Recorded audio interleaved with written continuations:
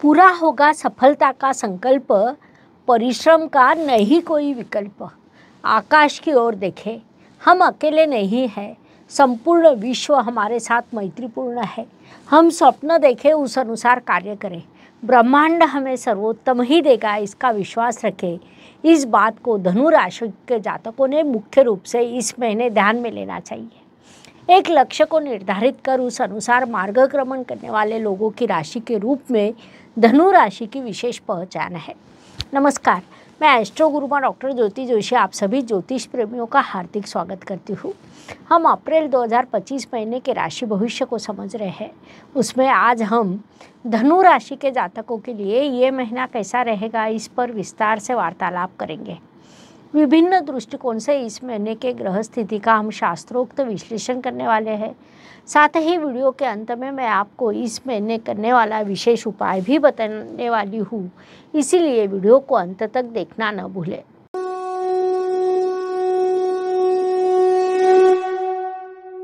व्यक्तित्व की दृष्टि से जब हम विचार करते हैं तो राशि स्वामी की स्थिति महत्वपूर्ण होती है। धनु राशि के स्वामी गुरुदेव इस काल में षष्ठ स्थान में विराजमान है। प्राकृतिक शुभ ग्रह, सभी को शुभत्व देने वाला ग्रह होने के कारण गुरुदेव को कुंडली का षष्ठ स्थान अच्छा नहीं लगता, क्योंकि षष्ठ स्थान प्रतिस्पर्धा शत्रु का स्थान है। षष्ठ स्थान से यात्रा करने वाले गुरुदेव मन से नाराज रहते हैं, फिर भी गुरु देने वाला ग्रह है। षष्ठ स्थान में होते हुए भी वे आपका व्यक्तित्व के संदर्भ में सकारात्मक परिणाम देते हैं। विशेष बात है कि प्रतियोगिता में सकारात्मक मानसिकता से उतरना, खेल भावना का बढ़ना जैसे शुभ प्रभाव आप में निर्माण होते हैं। परिश्रम आप करते ही हैं, अपने लक्ष्य की ओर मार्गक्रमण करते हैं, जो इस महीने भी आप करने वाले हैं। इस काल का सदुपयोग करें। धन, परिवार, वाणी की दृष्टि से विचार करें तो धनु राशि के लिए शनिदेव की स्थिति महत्वपूर्ण होती है, क्योंकि वे आपके धनेश है। शनिदेव इस काल में आपके चतुर्थ स्थान में विराजमान है। कुंडली का चतुर्थ स्थान माता का और धन स्थान परिवार का स्थान होता है, जिस कारण माता और परिवार में एकता बनी रहेगी। परिवार में आनंद का वातावरण रहेगा। माता जी से आपको विशेष सहयोग प्राप्त होगा। धन प्राप्ति की दृष्टि से या माता जी के आशीर्वाद के रूप में आपको कुछ धन प्राप्त हो सकता है। आपकी वाणी में मिठास आएगी, सकारात्मकता आएगी। कुल मिलाकर धनु राशि के लिए ये काल अत्यंत लाभकारी रहेगा। इस काल का पूरा उपयोग करें। पराक्रम एवं परिश्रम की दृष्टि से विचार करें तो धनु राशि के लिए पुनश्च शनिदेव की स्थिति महत्वपूर्ण होती है, क्योंकि वे आपके परिश्रमेश भी है।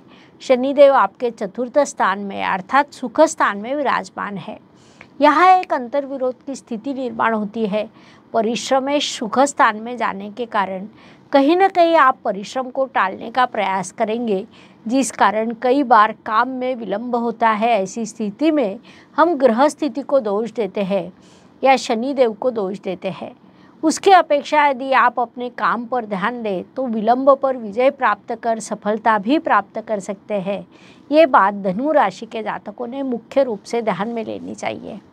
वास्तु, वाहन, भूमि, सुख शांति की दृष्टि से विचार करें तो धनु जातकों के लिए ये काल सकारात्मक है, ऐसा हम कह सकते हैं, क्योंकि इस काल में आपके लिए वास्तु, वाहन के शुभ योग निर्माण होने वाले हैं। फिर भी आपके चतुर्थ स्थान में कई ग्रह विराजमान होने के कारण कोई भी निर्णय लेते समय एक बार नहीं, दो बार नहीं, 3 बार विचार करना आपके लिए आवश्यक रहेगा। वैसे भी ये चीज़ें रोज़ रोज़ नहीं ली जाती है। उसमें यदि कुछ धोखा हो जाए, दीर्घकालीन नुकसान होने की संभावना रहती है।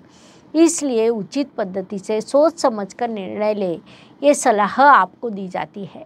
साथ ही माता जी के स्वास्थ्य का ध्यान रखें। घर का वातावरण अच्छा रहेगा। आप घर के लिए कुछ खर्च भी करने वाले हैं। घर का नवीनीकरण करना या घर में कोई वस्तु लाना, उस वस्तु का परिवार के साथ आनंद उठाना जैसे कई शुभ प्रभाव आपको प्राप्त होंगे। इस काल का लाभ उठाइए। शिक्षा, संतति, प्रणय की दृष्टि से विचार करें तो धनु जातकों के लिए ये काल सफलता का कहा जा सकता है। आप मैनेजमेंट क्षेत्र में हो या MBA जैसा कोई कोर्स कर रहे हो, साहित्य का अध्ययन कर रहे हो, तो इस काल में आपकी बड़ी प्रगति होने वाली है। यदि आप मीडिया सेक्टर में कार्यरत हो तो आपकी प्रगति होगी। विवाह जुड़ने के योग आपके लिए निर्माण होने वाले हैं। इष्टदेव आपको आशीर्वाद देंगे। संक्षेप में इन सभी दृष्टियों से ये काल आपके लिए लाभकारी रहेगा। इस काल का सदुपयोग करें। स्वास्थ्य, कर्ज, प्रतिस्पर्धी, शत्रुओं की दृष्टि से विचार करें तो धनु जातकों ने इस काल में अपने स्वास्थ्य का ध्यान रखना अत्यंत आवश्यक रहेगा। योग, प्राणायाम, ध्यान जैसी चीज़ें आपके लिए आवश्यक है। राशि स्वामी गुरुदेव की यात्रा आपके षष्ठ स्थान से शुरू है। इस काल में वजन ना बढ़े, इसका विशेष ध्यान रखें। शुगर ना बढ़े, इसका ध्यान रखें। गुरुदेव जिस स्थान में विराजमान होते हैं वहाँ पर वृद्धि करते हैं, जिस कारण स्वास्थ्य के संदर्भ में यदि कोई समस्या निर्माण हो जाए तो वह दीर्घकालीन परेशानी का कारण बन सकती है। इसलिए अपने स्वास्थ्य का उचित ध्यान रखें, ये सलाह दी जाती है। जिन्हें कर्जे की आवश्यकता है उन्हें वह प्राप्त होगा, लेकिन अत्यंत आवश्यक होने पर ही कर्ज का विचार करें। उचित स्थान पर निवेश होने वाला है तो कर्ज लेना चाहिए। नौकरी, व्यवसाय एवं सर्विस सेक्टर की दृष्टि से विचार करें तो धनु जातकों को बड़ी मात्रा में लाभ प्राप्त हो सकता है। अर्थ लाभ होना या अर्थ लाभ के कारण काम में उत्साह बढ़ना, अगली योजना शुरू होना या नया लक्ष्य निर्धारित करना, ऐसे विभाग आपके लिए निर्माण होंगे जो लाभकारी रहेगा। इस काल का पूरा उपयोग करें। भाग्य एवं शुभ संकेत की दृष्टि से विचार करें तो धनु जातकों के लिए ये महीना कई शुभ संकेतों से परिपूर्ण भरा है। उसमें मुख्य रूप से कहा जाए तो आपके भाग्य अधिपति रविदेव इस महीने के प्रथम पखवाड़े में चतुर्थ इस केंद्र स्थान में विराजमान है, जिस कारण लक्ष्मी नारायण योग निर्माण हुआ है। दूसरे पखवाड़े में अर्थात 14 अप्रैल को रविदेव आपके पंचम स्थान में जाएंगे। वहाँ वे भाग्येश भाग्य के भाग्य स्थान में इस नियम के अनुसार अत्यंत प्रबल होंगे। साथ ही वहाँ पर भाग्येश उच्च अवस्था में भी रहने वाले हैं, जिस कारण आपको अत्यंत शुभ परिणाम प्राप्त होने वाले हैं। ऐसे कई शुभ संकेत होने के बाद भी कुछ स्थानों पर आपको संघर्ष करना पड़ेगा। इसीलिए धनु जातकों ने अपने परिश्रम पर ध्यान केंद्रित करना उचित रहेगा, ये बात ध्यान में ले। कर्म की दृष्टि से विचार करें तो आपके कर्म अधिपति इस काल में चतुर्थ स्थान से और आपके नीच राशि से यात्रा कर रहे हैं, लेकिन शुक्रदेव द्वारा वहाँ उनका नीच भंग भी हुआ है। अर्थात आपके चतुर्थ स्थान में कर्म अधिपति बुधदेव द्वारा नीचभंग राजयोग निर्माण हुआ है, जो आपके लिए उन्नति के अवसर निर्माण करेगा। ज्योतिष नियमों के अनुसार नीचभंग राजयोग पहले संघर्ष देता है, उसके बाद सफलता देता है, और उस अनुसार इस काल में आप जितना अधिक परिश्रम करेंगे, जितना अधिक कर्म करेंगे, उतनी सफलता आपको प्राप्त होगी। वैसे भी चतुर्थेश और षष्ठेश में परिवर्तन योग होने के कारण इस महीने परिश्रम का कोई विकल्प नहीं रहेगा, ये बात ध्यान में ले। लाभ की दृष्टि से विचार करें तो धनु राशि के लिए शुक्रदेव की स्थिति महत्वपूर्ण होती है, क्योंकि वे आपके लाभेश है।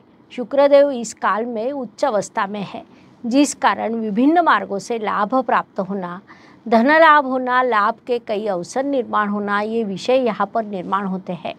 आपको अर्थ लाभ प्राप्त होने वाला है, लेकिन उसके लिए परिश्रम भी आवश्यक रहेंगे।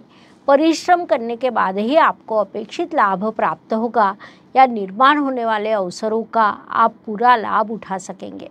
व्यय एवं परदेश गमन की दृष्टि से विचार करें तो धनु जातकों ने इस महीना थोड़ा जागरूक रहना चाहिए।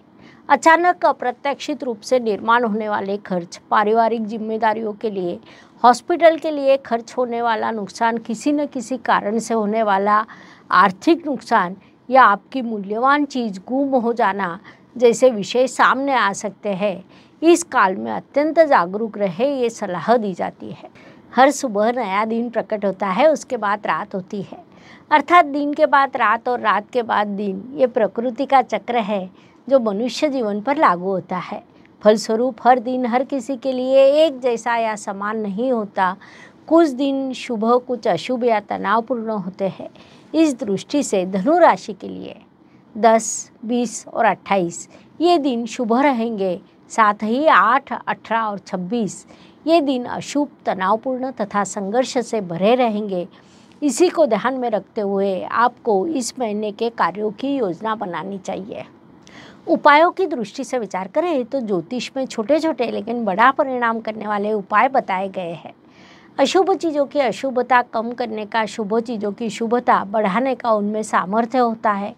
उस अनुसार अप्रैल माह का विचार करें तो 30 मार्च को ही हिंदू नववर्ष का प्रारंभ हुआ है। इस वर्ष का राजा रवि है और मंत्री भी रवि ही है, जिस कारण नववर्ष में रवि की अर्थात सूर्यदेव की आराधना करना अत्यंत महत्वपूर्ण रहेगा। अप्रैल माह के हर रविवार को गेहूं की रोटी, चीनी, घी से बने पदार्थ खाएं। हर रोज आदित्य हृदय स्तोत्र का पाठ करें। इसके अलावा राशि के अनुसार मुख्य रूप से राशि स्वामी को प्रबल करने वाले कुछ उपाय मैं दे रही हूँ। उस अनुसार धनु राशि की दृष्टि से विचार करें तो यदि आपकी कुंडली में गुरु की स्थिति खराब हो तो आप गुरुवार को मंदिर में केसर और चने की दाल दान करें, उससे आपको अवश्य लाभ प्राप्त होगा। साथ ही माथे पर तिलक लगाएं।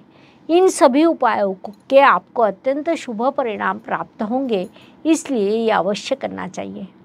इस प्रकार अप्रैल 2024 ये महीना मेष से लेकर मीन तक हर राशि के लिए कैसा रहेगा, ये समझाने के लिए 12 वीडियो हमने आपके इस चैनल पर अपलोड किए हैं। वीडियो अच्छा लगा हो तो लाइक, शेयर, सब्सक्राइब करें और कमेंट सेक्शन में जय ज्योतिष लिखना ना भूलें। धन्यवाद। शुभम भवतु। हर हर ज्योतिष, घर घर ज्योतिष। ज्योतिष का अध्ययन तथा शास्त्र की शास्त्रीय तरीके से पढ़ाई करने के लिए मेरी 2 किताबें प्रकाशित हो चुकी है, उनका अवश्य लाभ लीजिए। Please like, share and subscribe the channel और हाँ, बेल आइकॉन दबाना ना भूलें। धन्यवाद।